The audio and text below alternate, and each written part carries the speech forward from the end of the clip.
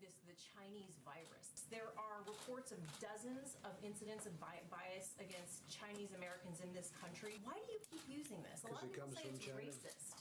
It's not racist at all, no. It was a very uneducated statement.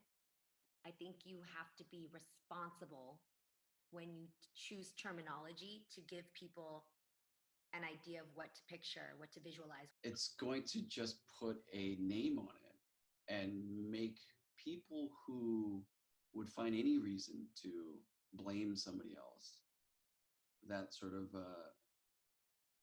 fuel for it, and fuel for that kind of hatred. Yeah, for the moment, it could be funny.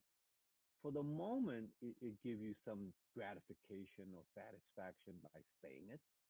However, you have to remember that there are ramifications.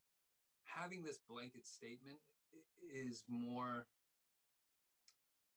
people take it the way they're going to take it. And unfortunately, a lot of people have taken it to associate it to anybody who looks like me or Asian American or whatever Asian ethnicity you are. Because we have studied in history, when we pin a disease to a group of people, it has a backlash of events and people getting killed and people getting hurt. We saw the same sort of thing happen when the AIDS crisis was happening.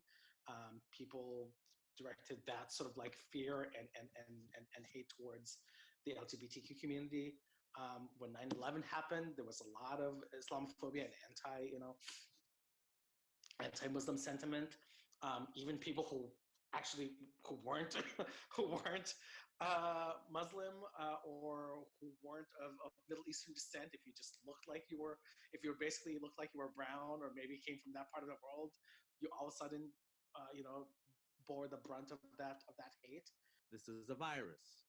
This is not a planned attack.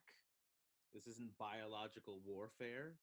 This is a virus that killed many people all over the world. And it just seems so absurd to blame, groups of people for something that is part of a larger piece of human suffering.